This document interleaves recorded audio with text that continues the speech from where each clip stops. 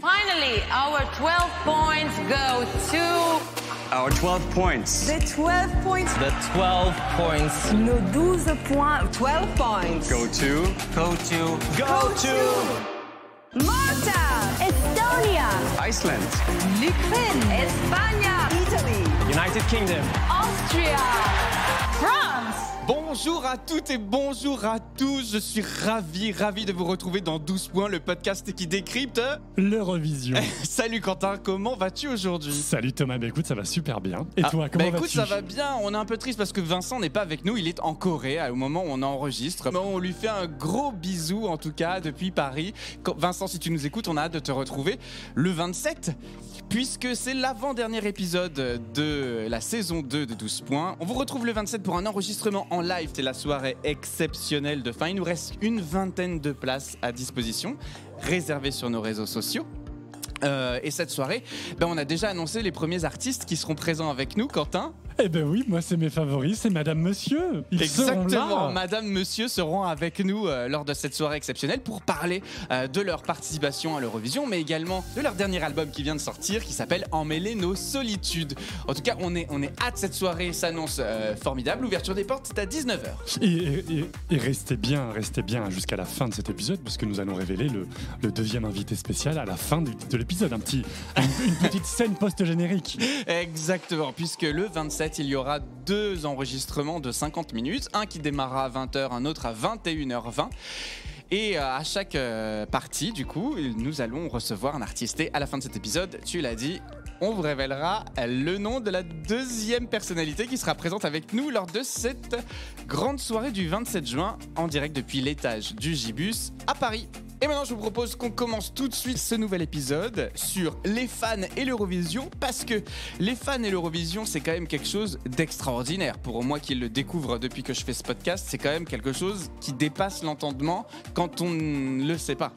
Et pour ça, on accueille aujourd'hui, et pour nous accompagner dans cet épisode spécial sur les fans, on reçoit aujourd'hui Benoît Blazic qui est avec nous. Salut Benoît. Bonjour Thomas, bonjour Quentin. Bonjour. Et donc tu es secrétaire de l'association des Eurofans en France. Exactement, Eurofan, OGAE France. OGAE France, on va vite savoir que signifie cet acronyme. J'adore les acronymes, vous le savez, j'ai potassé à fond.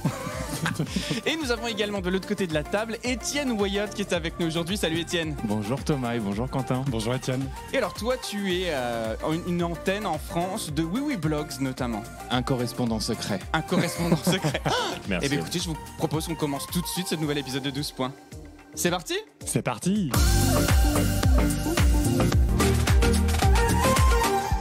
Alors, on va commencer avec toi, Benoît, aujourd'hui, et tu vas nous parler un peu justement de l'OGAE et de cette association dans laquelle tu es membre du bureau depuis longtemps. Mais avant ça, aujourd'hui, l'association des Eurofans de France, ça représente combien de membres ? Ça représente à peu près 450 membres cette année, OGAE France, Organisation Générale des Amateurs de l'Eurovision, et notre nom commercial est Eurofan, voilà. Ah, donc OGAE, on a enfin la définition. Donc, Organisation Générale... Des amateurs de l'Eurovision. Des amateurs de l'Eurovision. Mais alors, c'est assez dingue parce que globalement, ce mot OGAE, on l'entend aujourd'hui de partout à l'international. C'est la nomenclature internationale des associations de fans de l'Eurovision. C'est un acronyme français. Je ne sais pas pourquoi d'ailleurs. Dans les années 80, je pense qu'il y avait un côté... peut-être que c'est un Français qui a fondé l'association. Ou alors pas du tout. Même pas. Non, c'est pas ça. Ça a été fondé chez les Finlandais. Ah bah. D'accord, ça a été fondé en Finlande. Et OGAE France, ou OGAE en tout cas, c'est simplement cet acronyme Organisation Générale des Amateurs de l'Eurovision, en hommage à quoi, les garçons ? À Michel Besançon. Absolument pas. Non. Je Quelle sais était pas. la langue officielle de l'Eurovision à une Le époque ? français. Eh bien voilà, c'est pour ça. La langue diplomatique et compagnie, ok. Et le siège est en France, d'ailleurs, dans le 10e arrondissement de Paris. Le Chez siège de toutes les OGAE ? Oui, complètement. Ah, mais je ne savais même Mais pas. Thomas, tu vois allons-y. Prenons un micro-main et allons-y. Exactement. Et alors, depuis combien de temps existe aujourd'hui le réseau OGAE et le réseau des Eurofans en France ? Il me semble que le premier club OGAE en Finlande, c'est 1984. Et en France, il y a eu des essais de regroupement de clubs, de fans, etc. Et OGAE France, au journal officiel, c'est en juillet 95. Juillet 95. Voilà, donc on a fêté les 25 ans, l'année du confinement, là, en juillet 2020. On a fêté nos 25 ans de parution au journal officiel, je crois que c'est le 25 juillet. Quentin, est-ce que tu as déjà été membre, toi, des Eurofans? Pas du tout. Non. Non, je crois pas. non, tout simplement non. Et Étienne, toi, du coup, tu connais l'Eurovision aussi depuis longtemps. Est-ce que tu fais partie de ce réseau? Je suis pas membre de l'OGAE, mais on se croise régulièrement quand on se voit sur place. Et puis, notamment dans les liens avec la production, c'est-à-dire avec France Télévisions, puisque l'OGAE est souvent approché de manière un peu privilégiée par France Télépreuve. Alors justement, les réseaux fans, que ce soit pour un artiste, pour une entreprise ou pour quoi que ce soit, il en existe plein. Aujourd'hui, l'OGAE, c'est le seul réseau en fait fan autour de l'Eurovision ou il y en a d'autres? Il y a un deuxième réseau qui s'appelle l'INFE. Je ne saurais que vous dire ce que c'est comme abréviation. Je crois que l'INFE a toujours survécu. Enfin, ça n'a jamais tellement pris. OGAE, en tout cas OGAE international, c'est 43 clubs, il y a à peu près 13 000 membres dans le monde, et OGAE France, avec ses 450 membres, fait le 7e en termes de représentativité. Ah, qui représente aujourd'hui le pays le plus? Parce que 13 000 membres à travers le monde, c'est quand même colossal. Alors, à votre avis, qui représente? Je dirais la Suède. Non, faux. L'Allemagne. Non plus, faux. D'ailleurs, l'Allemagne a une particularité que je vous donne Il y en a après. Voilà, exactement. Il y a I deux know. clubs. Il y a L'Australie. Non plus, c'est pas l'Australie. Non, c'est le pays qui nous a accueillis, c'est UK. C'est pas vrai. Si, ils sont à peu près 5 000 membres. Ah oui. 5 000 membres? Oui, Voilà complètement. pourquoi il n'y avait plus de tickets. Voilà, t'as la raison. Ouais, quand on distribue les tickets au prorata du nombre de membres, en effet, ils ont trusté un peu de les tickets. Non, vas-y Quentin. J'ai la réponse sur l'acronyme. C'est International Network of Fans of Eurovision. Voilà, D'accord. surtout dans les pays, je crois, autour de la Méditerranée. Et alors, on parlait de la particularité de l'Allemagne. Je suis très curieux vu que tu étais dessus. Est-ce que Quentin, tu peux nous dire de quoi il s'agit? Je sais juste qu'il y en a deux, mais j'imagine que historiquement, il y avait le pays coupé en deux. Donc, il y avait le fan club OGAE RDA et OGAE RDA. RFA, pardon, et RDA. Eh bien non, c'est pas ça bah non non. plus. Alors, il y a deux- J'ai mis une supposition. Oui, non, mais t'as fait une très bonne supposition. Je faisais la même quand j'ai débuté, hein, mais j'ai pris des cours et maintenant je sais pourquoi. Il y a eu deux clubs. Il y a l'OGAE Germany, d'accord, qui représente peu de monde, et il y a un deuxième club qui s'appelle EC Germany, et ça vient, en fait, il y a un problème juridique. Il y a l'ancien président d'OGAE Germany qui se prenait un peu pour un baron, un comte, je ne sais plus quoi, et ça s'est traité devant les tribunaux. Ah oui. Et il y a eu une Non, mais- dissidence, et donc il est accepté dans le réseau OGAE international des 43 clubs qu'il y ait deux clubs pour l'Allemagne, mais c'est pas pour la séparation RFA-RDA. Mais l'histoire est beaucoup plus drôle. Faudrait creuser, mais bon, c'est pas le but.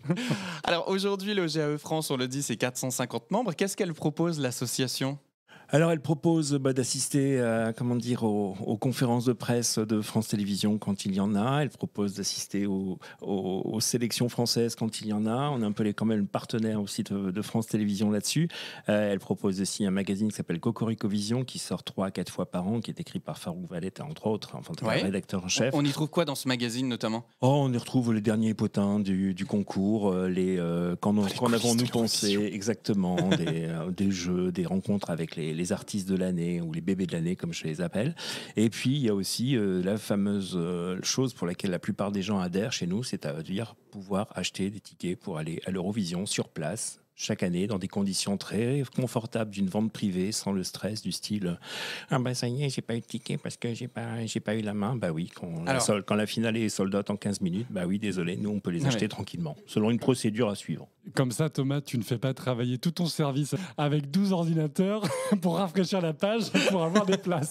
Oui, c'est vrai que C'est généralement, exactement ça. c'est ce que je mets en place. Donc là, une des grandes particularités, c'est de pouvoir justement avoir accès à une vente de places, si on le disait, au prorata. Grosso modo, une vente privée. Il faut savoir que sur les 2000 tickets, par exemple, qu'on a eu de la part de OGAE UK cette année pour le réseau OGAE international, la France en a récupéré une bonne centaine.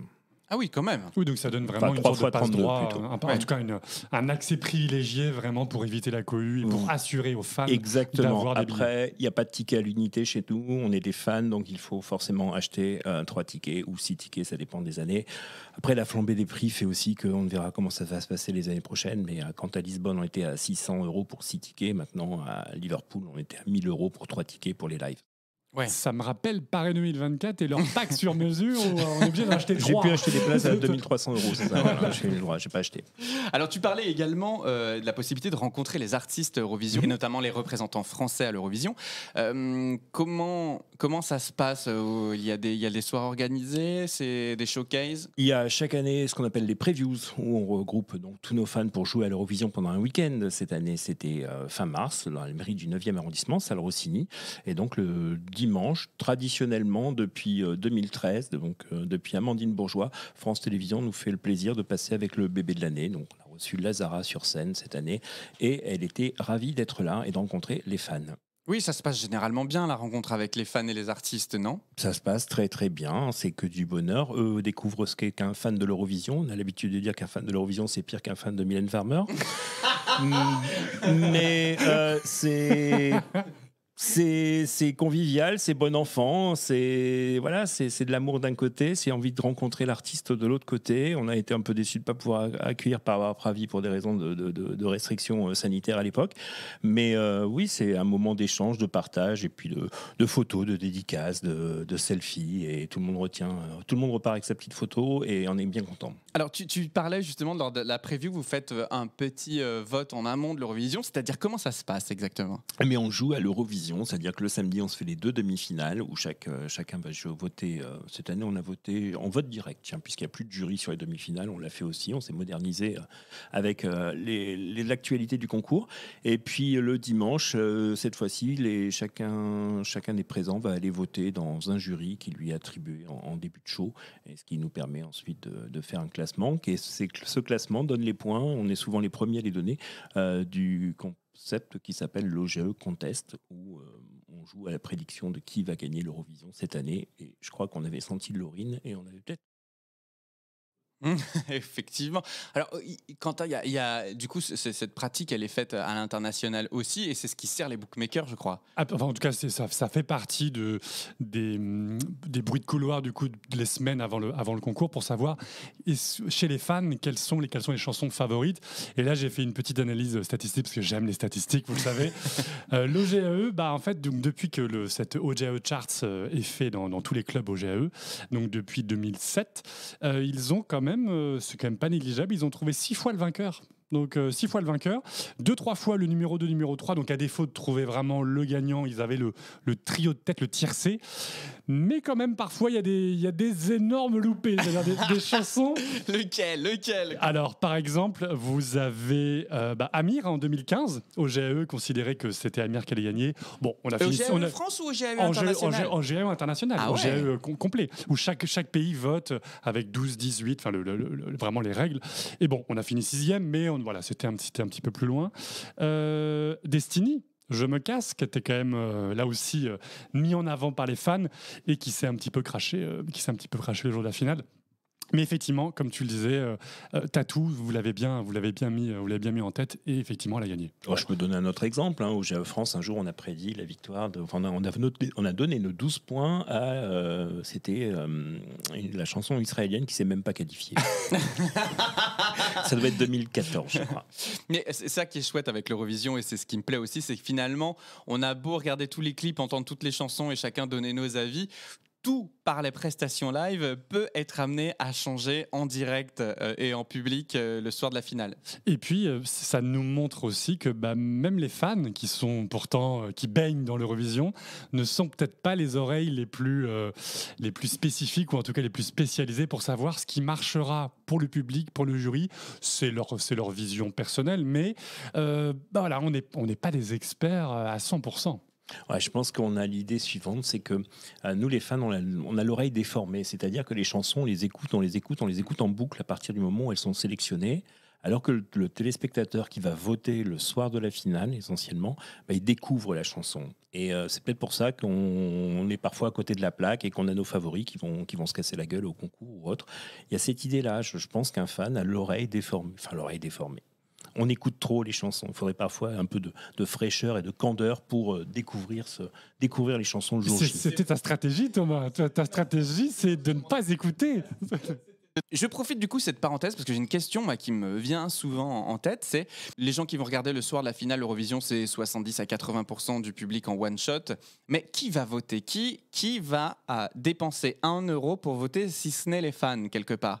Moi j'ai beaucoup de gens dans mon entourage qui regardent le programme, mais personne ne prend la peine avec son téléphone d'aller dépenser de l'argent pour donner des votes, donc quelque part je pense que la vision qu'on peut avoir aussi des OGAE, en tout cas des réseaux fans autour de l'Eurovision, est quelque chose d'assez juste, peut être en tout cas quelque chose d'assez juste, malgré le fait qu'on écoute les chansons très souvent en amont, plusieurs fois. J'ai jamais voté, j'ai jamais déboursé, je crois, 1 euro. C'est pas vrai, Benoît. Mais en étant sur place. Shame. Mais non, mais même en étant sur place le jour du concours, difficile de capter un réseau autre que le réseau du pays, et à partir de là. Ça passe pas forcément avec les cartes SIM. Donc, Alors que moi, j'atteins le plafond des 20 euros chaque année. Alors, Thomas achète des dizaines de cartes SIM en préparation. Ça me rappelle l'Azerbaïdjan, je crois, à l'époque, qui avait tenté de faire 50 000 téléphones. Qui avait envoyé des cartes SIM pour lui filer des points. 50 000 téléphones en Europe. Mais non. Ce qui a engagé Gros ensuite scandale. l'arrivée des consultants pour vérifier les décomptes de vote et la légalité du vote. C'est incroyable. Mais attends, j'adore cette histoire, il faut que je la creuse. Ah, il y a des choses sur comment craquer l'Eurovision. Mais ce sera un sujet de la saison 3. Comment craquer l'Eurovision pour peut-être un jour faire gagner la France, qui sait.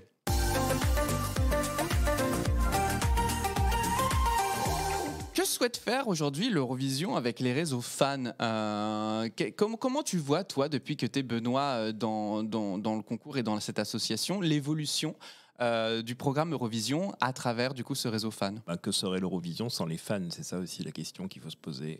Ça serait difficile. Je pense qu'on a sauvé le concours à une époque. T'es un peu mal parti, et puis depuis ça a repris du flambeau. Il s'est tellement modernisé et il vise maintenant beaucoup les jeunes.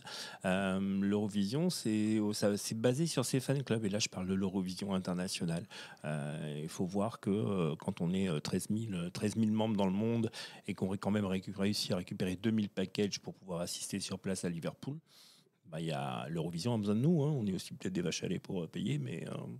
Après, c'est comme tous les réseaux fans, tout ce qui va être goodies et tout, etc. On va énormément s'appuyer dessus. Non, et puis, comme tu le dis, effectivement, je pense que l'organisation de l'Eurovision, déjà financièrement, ne tiendrait pas sans les fans qui achètent des packs. Parce que moi, je fais aussi la remarque, donc c'était ta question en préambule, Thomas. Je suis fan de l'Eurovision sans avoir été membre de Zéro Fan. Donc, il y a les 2000 personnes dont tu parles qui ont pris les packs, mais il y a aussi des milliers de personnes qui sont fans du concours sans jamais avoir été membre d'un réseau OGAE, mais qui portent le concours au quotidien, mais aussi qui achètent des places. Ce qui fait que quand on voit les prix, comme tu le disais, très élevés, là, notamment au Royaume-Uni, en fait, il n'y a que des fans qui peuvent vraiment... payer autant. C'est pas quelqu'un qui se dit tiens, je connais pas, je vais payer 300 euros pour aller voir un spectacle. Non, c'est un peu comme les Jeux Olympiques. Là, vu les prix, faut vraiment être fan du sport pour se dire je vais dépenser autant pour acheter une place. Donc il y a vraiment quelque chose où tout le côté dispendieux et le gros show maintenant presque à l'américaine qui est devenu l'Eurovision, ne tiendrait pas la route financièrement sans la billetterie qui va avec et sans les 10 000, 15 000 personnes qui viennent voir le spectacle. Au-delà de l'argent, et je veux aussi énormément revenir sur ce rôle de prescripteur, l'Eurovision se transforme aujourd'hui, notamment dans son image. C'est un produit qui devient de plus en plus marketé, qui cherche à aller recueillir les jeunes. Et il y a tout un tas de programmes en annexe qui existent, des chaînes YouTube, des interviews, des témoignages, des artistes qui reviennent à l'Eurovision. Aujourd'hui, c'est vrai, il faut bien comprendre que le réseau OGAE est fan de l'Eurovision. On n'est pas fan d'un artiste, on n'est pas fan d'un produit. On va apprécier les artistes, on va apprécier les produits. Mais finalement, ce qu'on défend, et c'est ce que nous, on aime aussi dans le programme, c'est le produit Eurovision, c'est tous les peuples européens qui se retrouvent, c'est la capacité qu'on a de faire la fête ensemble en musique. Et c'est d'abord ça que chacun on défend.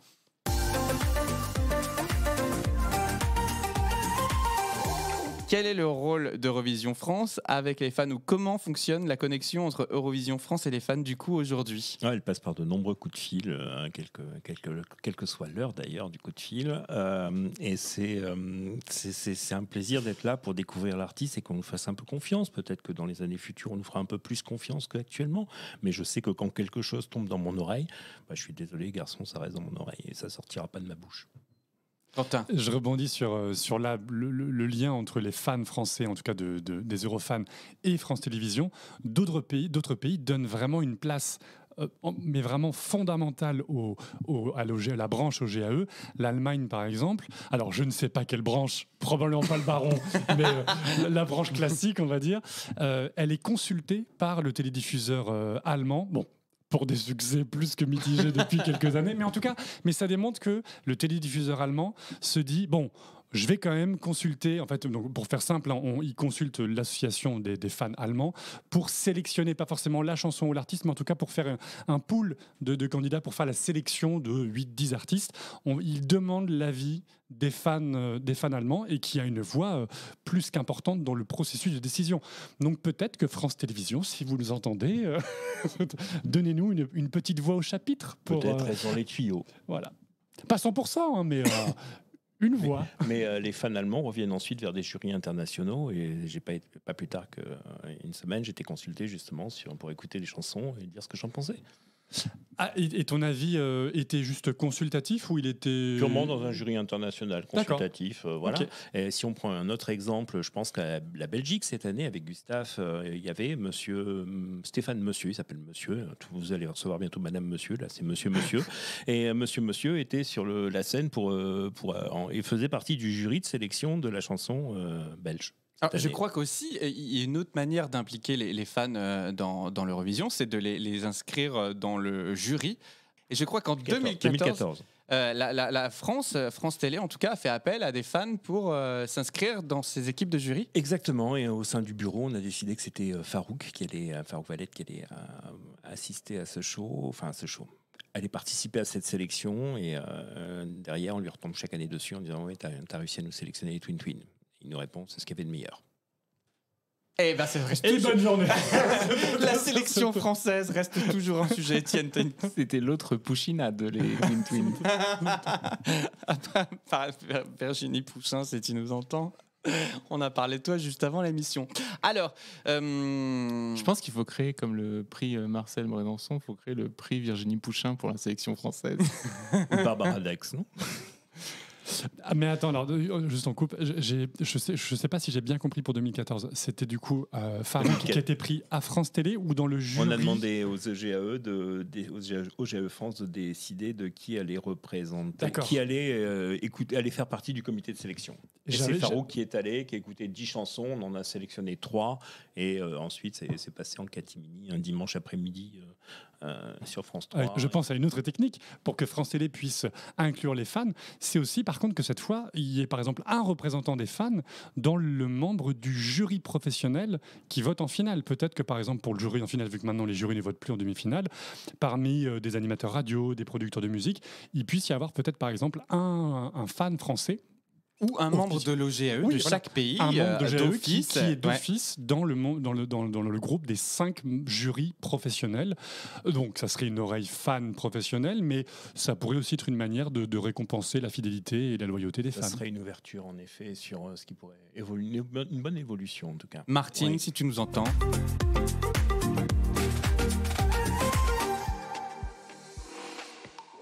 Bonjour 12 points, c'est Sébastien de Paris. C'est Jean-Michel de Biarritz. Pablo de Bordeaux. C'est Florence de Rennes. C'est Ronan de Paris. Moi je suis fan, je pense depuis au moins 1981. Mais en tout cas 81, c'est sûr, j'étais devant ma télé. Donc moi j'adore l'Eurovision, alors avant tout pour la voix, parce que moi quand j'ai regardé, quand je suis devenu fan dans les années 80 et 90, c'était une des émissions où on entendait des grands chanteurs et des grandes chanteuses avec des voix fantastiques. En plus, il y a une autre de mes passions, c'était les orchestres symphoniques avec des violons. Donc c'est vrai que moi j'adorais ce grand spectacle avec un orchestre énorme, des vrais instruments, etc. Et c'est à la fois les sonorités différentes, les cultures différentes, des drapeaux, apprendre la géographie et des capitales européennes et s'amuser à danser et chanter sur des musiques que personne ne connaîtra jamais, mais qui sont tellement ancrées dans mon adolescence. Pour moi, l'Eurovision, en fait, c'est non seulement un moment de fête, mais c'est également un moment d'ouverture. C'est là où toutes les frontières sautent. Même si des pays s'affrontent, ils s'affrontent avec des armes inoffensives. Ils s'affrontent à coups de la, si, fa, do, ré. Et ça fait pas mal. Bien au contraire. Même si parfois, ça peut faire saigner les oreilles. Et maintenant, je mate avec des potes, c'est hyper sympa, c'est aussi l'occasion d'avoir des bonnes soirées entre amis. Et c'est toujours très cool, et évidemment, maintenant, les chansons, elles font partie de mes playlists, des soirées, et on s'éclate bien comme ça. La victoire d'Anna International en 1998, j'avais 11 ans et j'ai trouvé ça fabuleux qu'une transsexuelle puisse gagner le concours. Je me disais à l'époque, waouh, on peut être qui on veut, où on veut, on peut chanter, on peut danser, on peut s'amuser et gagner un concours regardé par des millions de téléspectateurs. Donc ça m'a beaucoup marqué, surtout quand on devient un adolescent. Et la première édition, donc ça a été la suivante en 99 que j'ai regardé de bout en bout devant ma toute petite télé. Et la troisième raison pour laquelle j'aime beaucoup l'Eurovision, c'est aussi pour écouter des chansons dans des langues que je ne connais pas. Donc par exemple l'arrivée de la Pologne en 94 avec une chanson fantastique, complètement en polonais, qui pourtant finira deuxième.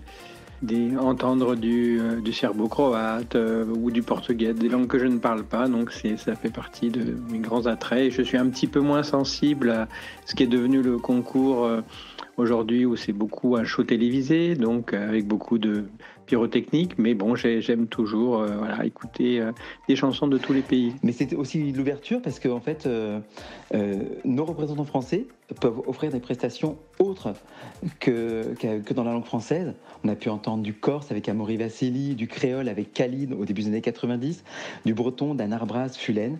C'est aussi l'occasion de mettre au devant de la scène en fait des régions comme la Guadeloupe, comme la Martinique avec Joël Ursule ou Khalid que j'évoquais tout à l'heure. J'ai commencé à regarder l'Eurovision en 2010 derrière ma télévision, mais en 2018 je suis passée à un autre niveau puisque je me suis rendue à Lisbonne pour suivre le concours directement sur place. C'est là-bas que j'ai découvert la vraie ferveur autour de l'Eurovision. Depuis, j'envisage pas de suivre l'Eurovision différemment que sur place.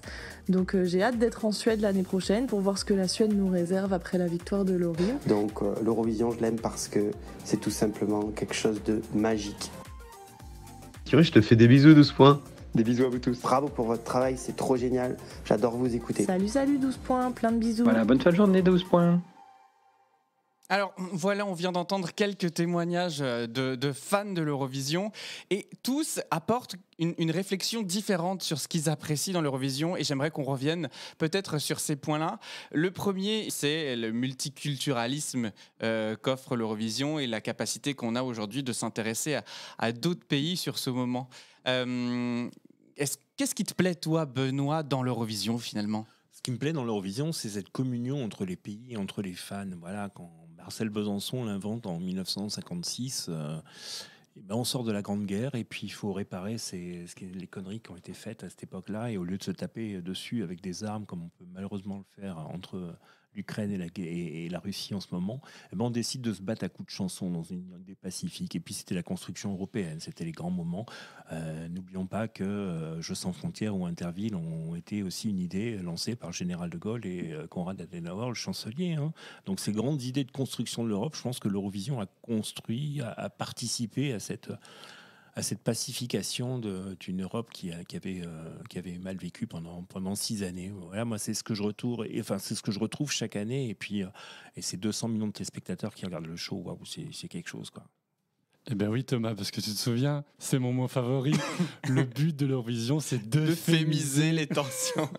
Mais c'est vrai qu'il y a un récit européen, et je pense qu'effectivement, le concours Eurovision a participé symboliquement sur l'aspect purement culturel, divertissement et chansons populaires.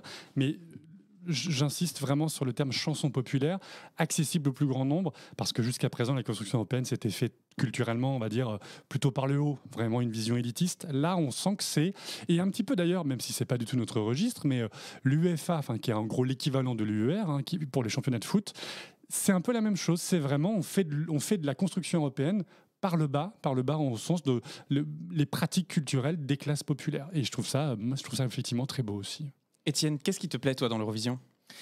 Je pense que ce que tu disais, Quentin, il y a quelque chose effectivement d'euphémiser les violences ou les tensions. Les violences ou les tensions. Je pense que ça va même un peu au-delà. Je pense qu'il y a vraiment la création d'une culture populaire européenne qui est ultra kitsch, camp, comme on veut, tout ce qu'on peut décrire, néanmoins, qui favorise un terreau commun et une rencontre. C'est quelque chose qui m'a beaucoup marqué. La première fois que j'y suis allé, c'était à Düsseldorf en 2011, et j'étais choqué de voir à quel point la proximité, l'amitié se crée facilement autour du concours.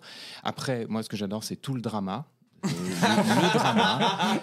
Le drama de la Biélorussie quand elle était encore là, le drama des chansons qui sortent mais elles n'ont pas le droit et puis il faut les modifier. J'ai une passion pour San Marino. C'est vrai. Je vous rappelle tout de même Valentina Monetta et sa chanson sur Facebook où on n'avait pas le droit de dire Facebook, du coup ça devenait The Social Network. Bon voilà, donc plein de choses comme ça. Moi je trouve ça fantastique, tout cet ensemble de règles, de contraintes, puis en même temps ce fun total. Et puis aussi, faut, au-delà de l'humour et du côté hyper à la fois fun et kitsch et sympa et ça, il y a aussi le fait que c'est un énorme show et je pense qu'on peut en être très fier. C'est le premier programme télévisé juste avant ou après le Super Bowl, je crois, en termes d'audience non sportif, en tout cas c'est le premier non sportif. C'est quand même énorme ce qui est organisé. Je disais Düsseldorf, donc ARD était hyper fier de dire qu'ils avaient le plus gros écran LED jamais utilisé dans un spectacle, etc. Jusqu'au Soleil italien de Turin l'année dernière qui n'a pas brillé, mais qui aurait pu rendre une scénographie intéressante. Donc je trouve que c'est vrai qu'aller sur place donne à voir un spectacle extraordinaire, et puis avec ce mélange de nationalités qui est à la fois complexe et qui est magnifique. Et je rajouterais que effectivement par rapport à ce qui est de cette construction européenne par un mouvement populaire, par un mouvement culturel. L'année dernière à Turin, lors de la victoire de l'Ukraine, il y a quelque chose qui s'est passé. On a ressenti un truc très très puissant avec le fait que finalement ce soft power, un peu kitschouille, mais en même temps très attachant, il est là. Et il est là, comme il a été là dans les années 90 pendant les guerres en Yougoslavie, comme il a été là quand il a accueilli l'ouverture des pays de l'Est. Donc il y a quelque chose qui se produit et on ne peut pas faire sans. Donc c'est quelque chose d'intéressant. Alors, ce qui est chouette avec l'Eurovision, c'est qu'elle évolue avec le temps et qu'elle s'est transformée. On entendait les témoignages, là encore une fois. Alors, outre le fait que je vous l'accorde et je rejoins ce que disait Florence dans son témoignage, une fois qu'on vit l'Eurovision sur place, c'est vrai que c'est difficile de se dire je peux le vivre différemment. Enfin, Quentin, on l'a vécu ensemble à Turin, j'étais encore à Liverpool cette année. C'est quand même quelque chose qui dépasse l'entendement. C'est vraiment, vraiment très puissant à vivre. C'est un festival x 1000. Et ouais, c'est une espèce d'auberge espagnole, mais enfin une auberge avec la nationalité du pays qui accueille. Donc cette année c'était l'auberge anglaise, l'année dernière c'était l'auberge italienne. Il y a vraiment ce côté un peu vacances, un peu sympathique vacances. On se rencontre tous. Souviens-toi à Turin, du coup après la finale, on sympathise avec des Australiens. Enfin, on adore votre chanson. Puis voilà, il y a une forme de je mets des guillemets, nationalisme, où on est tous un peu chauvins de sa chanson, ou pas d'ailleurs, parfois on peut la critiquer, mais ça se fait, en tout cas, ça se fait dans une atmosphère très bon enfant. Voilà, il n'y a pas de... Contrairement à certains fans qui sont... De sport, par exemple. Voilà, dans d'autres où ça peut vraiment vriller dans certains domaines. Là, à l'Eurovision, si ce n'est quand même sur les réseaux sociaux, il y a parfois des débordements. Il y a quand même des pays où on sent que ça déborde un peu plus. Mais au-delà de ça, en tout cas sur place, physiquement, ça se passe vraiment très très bien et c'est vraiment bon enfant, quoi. Alors, comment est-ce qu'on aimerait que l'Eurovision évolue aujourd'hui, vous qui le suivez depuis quelques années maintenant, depuis qu'on est enfant, on voit le format. Vers quoi vous aimeriez que le programme, en tant que fan, évolue demain ? Benoît. Allez, vous avez 4 heures. Et 4 heures, c'est ça. Et bonne question, merci de l'avoir posée. Le concours s'ouvre à la jeunesse parce que maintenant TikTok prend une part de plus en plus importante. On peut aussi le reprocher parce que ça nous ferme, par exemple, les répétitions auxquelles on pouvait assister. Ce que j'aime pas trop dans l'Eurovision, c'est cette idée ça devient une franchise parce qu'on va bientôt avoir Canada Vision, on a eu America Vision qui a été un flop, on risque d'avoir Amérique Latine Vision, je ne sais comment ça se dit, Asia Vision qui est un serpent de mer dont on entend parler mais qui voit jamais le jour. Voilà, l'Eurovision, il y a une culture européenne qui est derrière, c'est ce vieux bout de continent qui est là, qui a envie de s'amuser en chantant, en se faisant la guéguerre un soir par an à coup de 12 points. Et j'aimerais que cette Eurovision, ok, ça s'ouvre aux jeunes, c'est très très bien, mais il y a quand même cet esprit de 1956 qui doit rester, quoi. Moi, je pense que les répliques ne fonctionneront pas. Le cas d'Asia Vision qui ne prend pas ou de America Vision qui ne marche pas, il y a des raisons. On veut continuer à chanter mal en anglais, à se défendre sa petite langue vernaculaire qu'on veut faire écouter à la terre entière. Et il n'y a que en Europe qu'on peut le faire. Je pense que alors peut-être en Asie, je ne dirais pas la même chose, mais que ce soit en Amérique du Nord ou en Amérique latine, on aura quand même ce problème de diversité linguistique qui ne sera pas aussi extrême qu'en Europe. Avec en plus toute cette sensibilité qui peut exister selon les pays. Pour autant, moi, je pense que l'accélération qu'on a constatée, grosso modo, depuis Istanbul, avec le côté produit qui devient énorme en termes de financement, avec la Suède qui revient toujours derrière pour nous dire on va faire beaucoup moins cher. À chaque fois, ils font ça. À chaque fois, ils disent bon, allez, ça a coûté 100 millions, maintenant ça a coûté 12 millions. Ça, c'est ce qui s'est produit pour essayer de décélérer le coût du concours.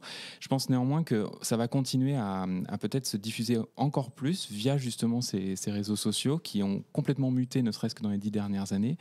Et je ne sais pas, par rapport aux actualités en cours, est-ce que l'intelligence artificielle va créer des espèces d'horribles chansons très efficaces ? C'est pas impossible. Et peut-être que l'Eurovision a précédé l'intelligence artificielle sur les chansons et la production musicale, quand on voit les mercenaires suédois qui justement essaiment partout en Europe quand ils produisent des chansons. Donc peut-être qu'il y a des choses comme ça qui vont changer, il faut voir. En revanche, je pense qu'il y a une dimension, moi, qui me manque un peu, je trouve, dans l'Eurovision et qui pourrait grandir, c'est cette dimension, ce que tu évoquais, Thomas, de festival. Je pense que les villes qui accueillent pourraient faire encore plus, ou en tout cas l'UER pourrait aller beaucoup plus loin dans l'organisation, parce qu'il y a vraiment quelque chose à faire de produire un événement où les gens se rencontrent pour de vrai, parce qu'on voit que c'est une part de l'expérience qui plaît beaucoup, et on pourrait aller beaucoup plus loin.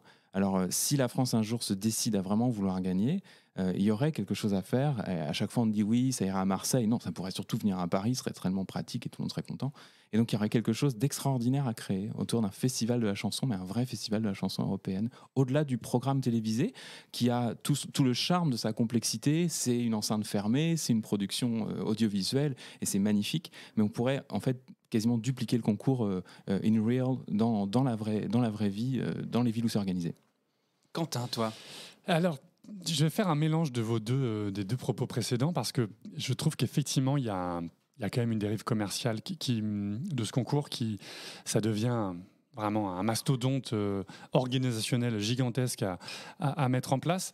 Mais, et justement, comme tu le disais sur l'esprit de 56, je trouve, alors sauf que là, depuis cette année, enfin depuis 2 ans, ça revient, donc je suis très content, mais il faudrait presque réglementer. Moi, j'aime beaucoup les règles, j'aime bien l'ordre.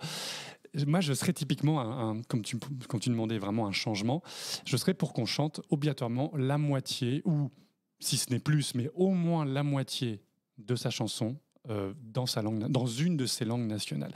Parce que, en fait, ça m'agace quand j'entends une chanson et en fait, il n'y a rien, il n'y a aucune sonorité, il n'y a rien qui le relie à un pays. Sinon, en fait, on va dériver vers une sorte d'American Song Contest qui, effectivement, a fait un four. Aussi, pourquoi ? Parce qu'ils n'ont absolument pas respecté comme si c'était obligatoire, mais en tout cas, ils n'ont pas pris des références culturelles des États fédérés américains. C'est-à-dire qu'on s'était dit, d'ailleurs, en prévision, on s'est dit, on va avoir le droit de la country.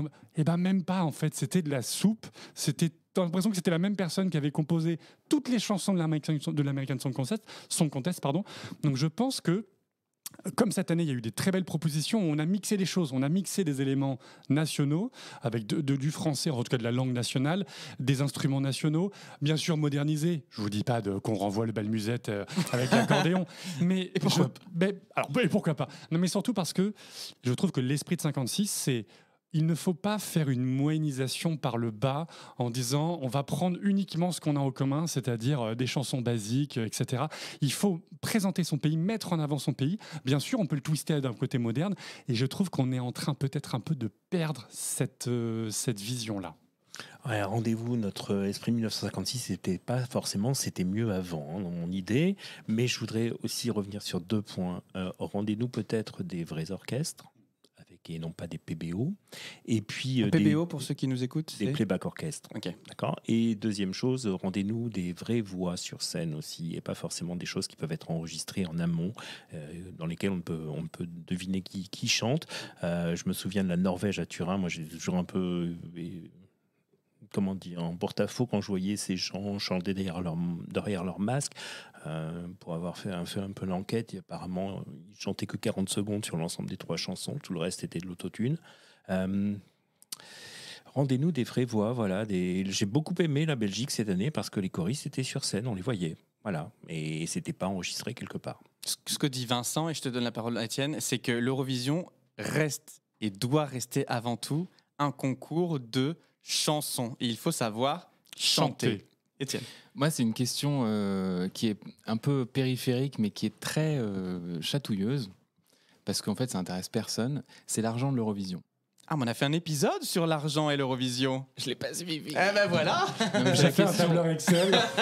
Parce qu'au-delà de la question des frais de participation et de coûts d'organisation du concours, il y a une chose qui est un peu étrange, c'est notamment ce qu'on dirait compliance de l'UER, qui touche l'argent des vidéos YouTube. Parce que c'est des centaines de millions de vues. Et quand on pose la question, on a un peu un mur. Il y a des agences de médias, de valorisation média qui produisent les vidéos. Un jour, on m'avait dit oui, c'est eux qui touchent peut-être la valorisation YouTube, etc. Mais cette question, elle est importante. Pourquoi ? Parce que à la base, l'UER, on a des télédiffuseurs publics. Donc, il y a quand même une obligation de transparence juste de base.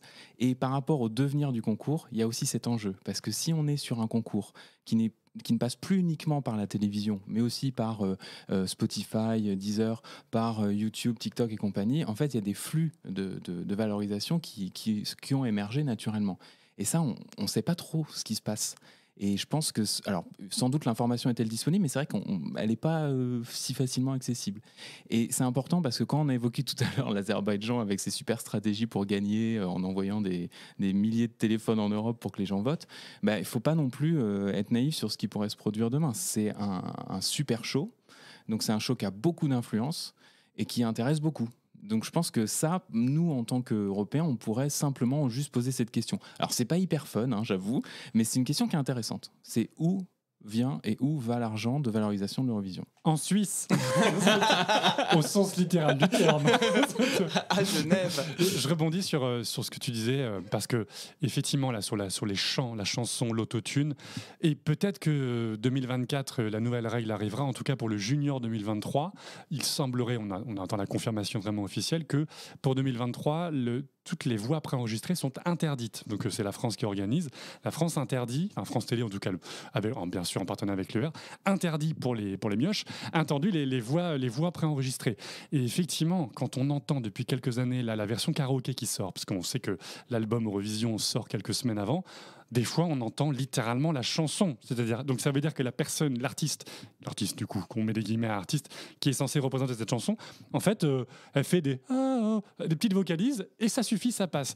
Et ça, je trouve qu'en fait, il faudrait littéralement l'interdire. C'est nada, c'est un concours de chansons. Eh bien, retrouvez-nous le 27 juin en direct de l'étage du Gibus pour approfondir ce débat. Alors, on va revenir sur le sujet des fans autour de l'Eurovision. Parce qu'on vient de parler des réseaux officiels OGAE, l'association Eurofan en France, etc. Mais il y a également énormément de médias qui parlent de l'Eurovision, à commencer par nous, tout simplement, 12 points le podcast. Mais en France, on va notamment avoir, par exemple, la web radio EFR12 qui diffuse les musiques de l'Eurovision en continu et qui est disponible du coup sur Internet. On a le média de référence Eurovision au quotidien qui est une bible sur toutes les informations, sur tous les artistes. Généralement, quand on a besoin de nourrir sa curiosité, c'est là qu'on se rend aussi. On a le super site qui se développe aussi, En Route Eurovision, qui défend l'actualité Eurovision comme personne, avec de plus en plus de témoignages, de vidéos. Enfin, il y a énormément de médias, on pourrait les citer, mais je pourrais passer le reste de l'épisode à le faire, malheureusement. Mais en tout cas, il y a énormément de soutien et de création des réseaux fans autour de l'Eurovision. Et dans les médias fans, il y en a un à l'international qui supplante aujourd'hui tout le monde. C'est le fameux Oui Oui Blogs, dont tu as été correspondant, Étienne. Absolument. Oui Oui Blogs, ça a été créé en 2009. J'ai rencontré William en 2011, justement, à Düsseldorf. On a sympathisé. Et puis... Qui est William, pour ceux qui ne connaissent pas du tout, en fait? William, c'est le Oui Oui de Oui Oui Blogs, finalement. Et William, à la base, c'est un Américain qui vit au Royaume-Uni. Il était journaliste à Time Magazine et puis il se passionne pour l'Eurovision. Il découvre le concours justement fin 2008, début 2009 et il décide d'en faire un blog. Donc on est vraiment dans les années 2000-2010. Un Skyblog. L'âge des coms. Lâchez vos coms. Et au tout début, c'est un tout petit blog et puis très rapidement, il va croître, il va gagner une audience notamment du fait d'un ton un peu particulier. où il va clairement assumer le côté gigantesque du concours, c'est-à-dire connaître un par un chaque pays participant, justement souligner le drama qui peut exister, se passionner pour les chansons, leur signification, etc. Et il va d'une certaine manière, contribuer à changer la façon dont on fait le narratif de l'Eurovision. Il va assumer très clairement un positionnement LGBTQ qui était déjà sous-jacent, mais peut-être pas aussi affirmé dans l'écriture médiatique qu'on avait de l'Eurovision. Et puis, il va emprunter des codes nouveaux, que ce soit par le blog, puis ensuite via YouTube, via TikTok, qui peu à peu supplante le blog. Donc, William, c'est quelqu'un qui va réussir à fédérer aussi autour de lui, parce que c'est un énorme bosseur. Il travaille énormément sur l'Eurovision, en plus de son travail à côté. Aujourd'hui, il est journaliste à la BBC.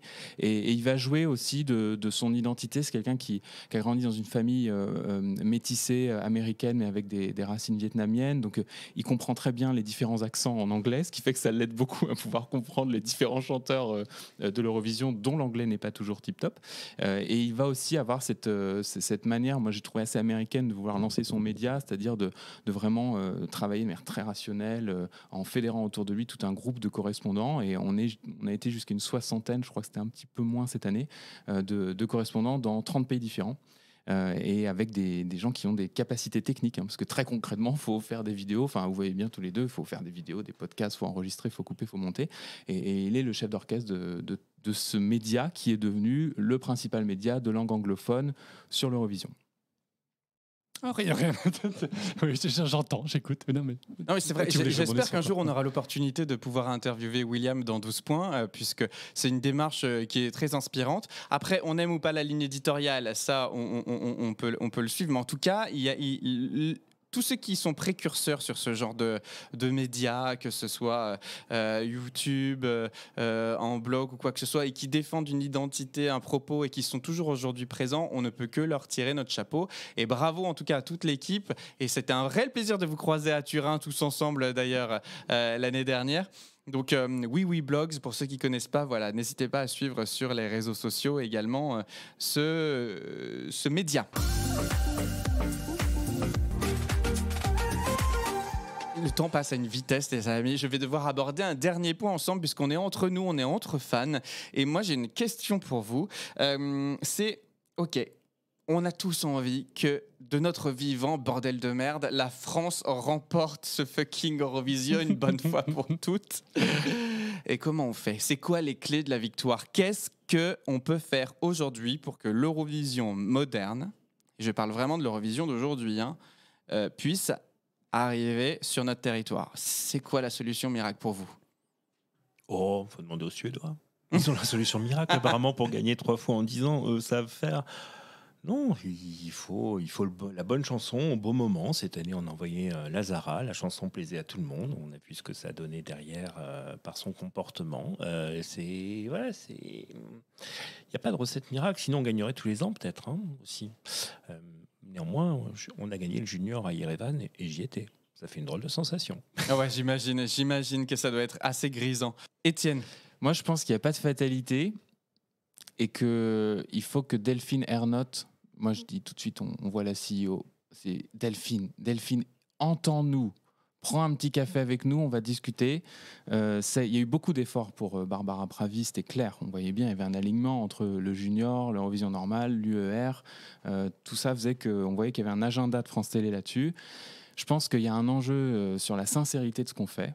Il faut arrêter de faire du produit. Moi, je pense que la France fait beaucoup trop de produits quand elle fait l'Eurovision. Elle veut cocher des cases. Il faut respecter les fans, mais finalement, on ne sait pas s'ils respectent vraiment les fans. Ils les embarquent parce qu'il faut les embarquer. Et ça, c'est vraiment dommage. Surtout qu'on va dire, oui, mais on n'est pas en Europe du Nord, on n'a pas la même adhésion populaire. C'est faux. Quand l'Italie re-rentre dans le concours, depuis qu'elle est re-rentrée, elle fait du top 5 très très souvent, jusqu'à l'emporter rapidement. On peut gagner, on va gagner un jour, mais pour ça, il faut que France Télé se réveille pour de bon. On sait, on a vu avec les déclarations, je crois que c'était d'Yves Bigot, sur il fallait surtout pas gagner parce que ça coûtait trop cher. C'était dans l'horrible hiver français de l'Eurovision, de la fin des années 90, début 2000, jusqu'à Virginie Pouchin, qui est quand même le summum du ratage.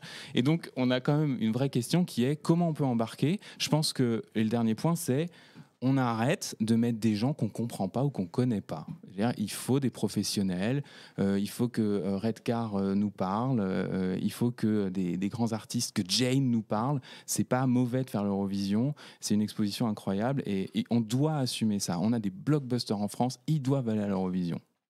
Je suis tout à fait d'accord. L'idée, c'est qu'il faut embarquer les maisons de disques. En fait, j'ai l'impression que parce que les maisons de disques refusent en fait ou n'envoient pas d'artistes à France Télévisions, en tout cas, refusent qu'ils puissent tenter, ne serait-ce que d'envoyer leurs chansons ou autre, parce qu'ils disent non, c'est la foirade assurée, tu vas bousiller ta carrière, etc. Quand c'est bien instrumentalisé entre guillemets au sens positif du terme, hein, c'est un tremplin incroyable. Alors, on ne va pas non plus leur dire qu'ils vont faire une carrière à la Céline Dion, mais c'est l'idée que c'est une plateforme qui va durer une semaine. Et pourquoi pas ? Oui. Mais je veux dire, mais sans non plus en vendre. Tu regardes Maneskin, hein, je reviens là-dessus, mais. Oui. Mais, oui, non, mais en fait, c'est Universal derrière. Oui, mais ils ont la maison de disques derrière qui les fait tourner dans le monde. On en revient à ça, c'est que aujourd'hui les artistes, certes, ils peuvent être découverts sur YouTube, mais il faut l'industrie derrière, il faut l'industrie musicale, il faut les radios pour entre guillemets bassiner et asséner la chanson. Donc, je suis d'accord avec vous dans l'absolu. Il faut choisir le bon chanteur, la bonne chanson, mais il faut aussi le back office qui soutienne derrière. Et ça, c'est l'industrie musicale, c'est les maisons de disques. France Télé peut passer des partenariats. D'ailleurs, dans l'histoire, elle l'a déjà fait, mais vraiment des partenaires avec des maisons de disques en leur disant allez-y, quoi. Franchement, vous avez les mains libres. Ils l'ont fait un peu avec Warner Music à un moment donné, il y a quelques années, mais le vrai problème aussi, c'est que, et chez France Télé, je pense qu'il y a une vraie volonté depuis quelques années, c'est indéniable, mais il faut encore monter le niveau. Et dans les boîtes de prod, les maisons de prod ne prennent pas assez au sérieux, à mon sens, le concours. On est avec des artistes qui découvrent l'Eurovision quand ils arrivent. Je veux dire, ils n'ont pas à se forcer, il faut qu'ils soient heureux de le faire. Ou alors, tous les 4-5 ans, on a la récurrence de la sortie de virage là, avec les Bretons l'année dernière, où on fait « Oh non, on est hyper gêné ». On a des moments de gênance intégrale et on ne peut pas se permettre ça. En fait, ça coûte de l'argent, ça démotive et ça empêche de cranter. Ce qui m'avait fasciné chez les anglo-saxons de l'Eurovision, notamment via WeBlogs, c'est quand je comprenais qu'il m'expliquait qu'il y avait une montée progressive de prod dans chacun des pays candidats. C'est-à-dire qu'on disait, je me souviens de la victoire de l'Azerbaïdjan, on avait dit, apparemment ça faisait 3-4 ans que les spécialistes disaient ils vont gagner un jour parce que c'était super pro, c'était super organisé, etc. Et la France, il y a eu ce petit bruissement depuis quelques années de dire on va y arriver, c'est enclenché. Et l'organisation derrière, on se rend compte qu'en back-office, c'est pas si ouf. Ouais, c'est ça, c'est qu'il manque quelque part un peu d'investissement et de discernement. Il faut y croire, on veut produire la nouvelle Céline Dion et on va réussir. Il faut qu'on trouve, mais on va réussir. Il faut qu'elle chante. Et pan. Eh bien écoutez les amis, on arrive à la fin de cette émission et avant de se quitter, il y a toujours la dernière rubrique de 12 points, c'est le jeu des 12 points.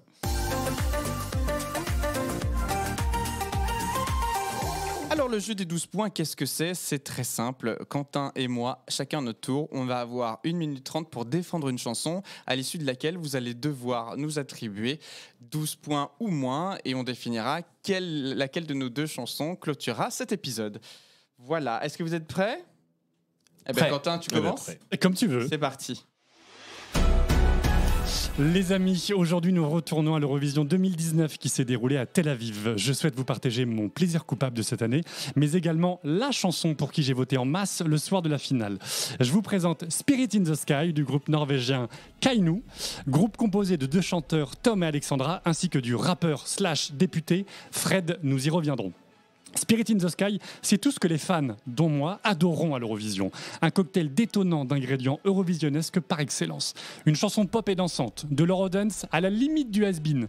Un refrain terriblement efficace, des regards caméra un peu trop appuyés, et l'ingrédient what the fuck parfait, du folklore nordique avec notamment un couplet en langue sami, chanté par le rappeur / député Fred. Les Samis, petit point géopolitique, c'est un peuple autochtone présent dans le nord de la Finlande, de la Suède et de la Norvège. Et d'ailleurs, ce chanteur, Fred, il a été député au Parlement Sami et il a notamment œuvré à la reconnaissance de la musique joik, le chant traditionnel des Samis. Résultat des courses, Kainu termine tout de même à une belle 6e place du concours. Mais au fond, c'est pas si grave, car premièrement, ils ont remporté haut la main le vote du public avec près de 300 points, mais surtout, à l'inverse des chansons gagnantes déjà oubliées, ils ont réussi à instantanément devenir un classique Eurovision qui va vivre encore de longues années dans le cœur des fans, et ça, c'est la plus belle des victoires. Oh, bravo! Bravo! Bon, à mon tour de défendre mon bout de gras. Alors, moi aussi, je vais vous parler d'une chanson iconique et qui révèle toute la quintessence de l'Eurovision moderne. C'est une chanson qu'on apprécie généralement quand on va faire ses courses au marché le samedi matin, puisque quand on va passer devant la rôtisserie, c'est là qu'on, généralement, on se fait plaisir. Mesdames, messieurs, aujourd'hui, je voudrais vous parler d'une chanson qui parle de feu, le feu tout-puissant, Fuego, Eleni Foureira en 2018 au Portugal, qui représente Chypre. Alors Fuego, pour moi, c'est une chanson que je n'ai pas entendue du tout au moment de l'Eurovision 2018, tout simplement car à l'époque, je ne suivais pas l'Eurovision. Et depuis, c'est devenu un classique de mes playlists et je me rends compte autour de moi que tout le monde connaît cette chanson. Je connais la Corée, je l'apprends, on l'apprécie. C'était Chanel avant l'heure. On adore ce qu'elle a apporté à l'Eurovision. On adore justement le côté pop assumé et vraiment travaillé pour le coup qu'elle a su apporter sur la scène de l'Eurovision. Qu'on aime ou qu'on n'aime pas, aujourd'hui, le concours se transforme notamment et grâce à Eleni Foureira.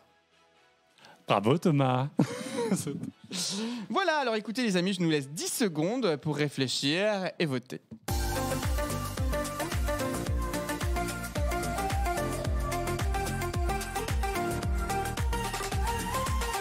Donc Benoît, je te laisse la primeur de nous donner tes premiers points. Donc à qui donnes-tu 12 points? Mes 12 points vont à an hour 12 points go to Quentin. Merci pour Kainou. Mais il se trouve que j'ai eu le bonheur de les rencontrer à Liverpool et d'assister à leur showcase à l'Euroclub et de les rencontrer après. Et c'est vrai qu'ils sont adorables. Et puis peut-être qu'en 2021, c'est eux qui auraient dû aller aussi avec leur chanson Monument. Voilà. Ouais. C'était une très belle chanson. Ils ont et alors moi, j'ai le droit à combien de points avec mon poulet rôti? Allez, t'es pas très loin, on va mettre 10 points. Bravo Thomas. 10 points parce que Fuego, c'était très chaud, voilà. Donc, la température. Étienne, à qui tu donnes tes 12 points? On va aller vers un match nul, je donne mes 12 points go to Thomas. Je trouve que Eleni Foureira, j'arrive jamais à le prononcer, Cyprus 2018, elle a eu le mérite de vraiment réussir à transformer l'essai du Portugal qui disait pas d'écran LED, on veut le retour à un grand show télé, etc. C'est absolument réussi. Et en plus, elle a quand même créé du suspense. Moi, j'y ai cru. J'ai cru qu'elle allait gagner, etc. Et puis, c'est vrai qu'elle a ouvert un peu cette nouvelle saison là, avec des personnages récurrents de l'Eurovision qui reviennent, tout ça. Donc, je trouvais que c'était très réussi. Et je donne à Quentin 10 points. Ah putain, on a une égalité, c'est la première fois dans 12 points. Parce que Keino, alors j'adorais le coup de force qu'ils ont eu, c'est-à-dire de réussir à choper le vote du public, mais ils ont ouvert la voie à la Moldavie de cette année, c'est-à-dire un moment de gênance ultime à mon sens. Le mélange de Puy du Fou et d'Occitanie et de Fort Boyard, c'est pas possible. Donc, ils sont allés trop loin. Ils sont allés trop loin alors qu'ils sont très efficaces. Mais ils ont vraiment, je pense qu'on a remis un jeton dans la machine pour 10 ans ou 15 ans de chansons comme ça à l'Eurovision. Mais il nous faut du folklore. Moi, je regarde l'Eurovision pour lui folklore aussi. Il nous en faut. Mais je suis d'accord avec Benoît que Monument aurait été génial. Alors écoutez, comment on fait, Vincent? Et ça va être très simple. Puisqu'il faut départager, nous allons demander à la personne qui est aussi dans le public aujourd'hui de donner 12 points. 10 000 personnes, et donc il va falloir qu'il choisisse le mec dans son équipe. Et là, il y a un peu de pression.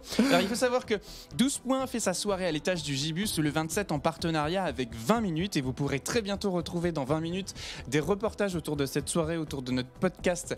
Et surtout, un jeu concours qui vous permettra de gagner 2 fois 2 places à cette soirée très bientôt. Et pour cela, Fabien assiste aujourd'hui à l'enregistrement pour son reportage. Écoute Fabien, tu vas avoir la lourde tâche de départager la chanson 12 points de cet épisode. Et attention, les amitiés vont se terminer. Pas de pression. Je ne suis pas déçu d'être venu.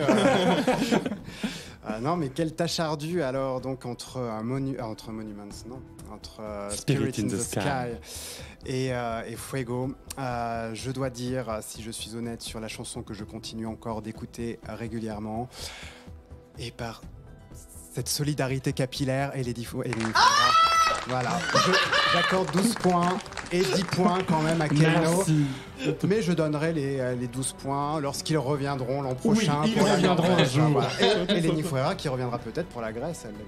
Elle l'a prête à déclaré. faire son comeback. Donc, C'était une Eurostar qui n'est pas chypriote mais qui chante pour d'autres pays. Eh ben c'est super, on se quitte alors donc sur Fuego de Eleni Fouera, cet épisode de 12 points. Mais avant ça, la saison 2, ça y est, se termine très bientôt. Je le restasse, je le répète, il reste que 20 places à prendre pour cette soirée du 27. Mais surtout, c'est le moment, Quentin, où on C'est va la scène post-générique.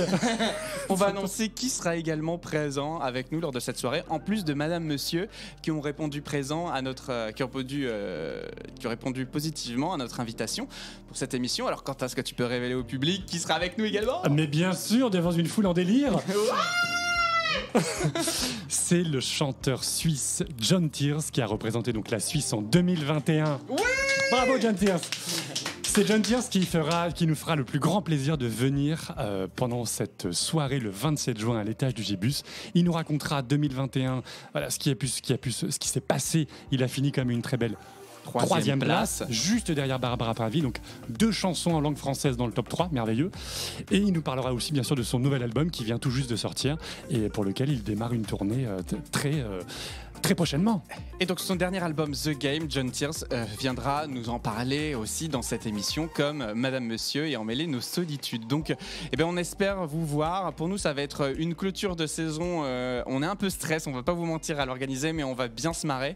Il y aura des goodies à gagner. On vous rappelle qu'on vous fera gagner aussi des jeux Just Dance et l'add-on Eurovision inclus si vous avez une Nintendo Switch. Donc venez participer également à notre grand quiz lors de cette soirée. Il y aura d'autres goodies aussi à gagner évidemment. Mais en tout cas voilà, merci à tous nos partenaires, merci à 20 minutes, merci à Madame Monsieur, merci à John Tears. Quant à nous, on se retrouve très vite. L'enregistrement de l'émission sera le 27 et disponible en podcast quelques jours après, le temps qu'on en fasse les montages. On vous embrasse tous. Étienne, merci beaucoup d'être venu. Benoît, merci infiniment d'avoir répondu à l'invitation et d'être venu exprès de Lille également pour nous. Merci Thomas, ça fait un plaisir. Merci Quentin aussi. Merci Benoît. Merci Thomas et Quentin. Et on se retrouve très vite. En attendant, on écoute Fuego de Eleni Fouera. Allez, bisous tout le monde, à très vite.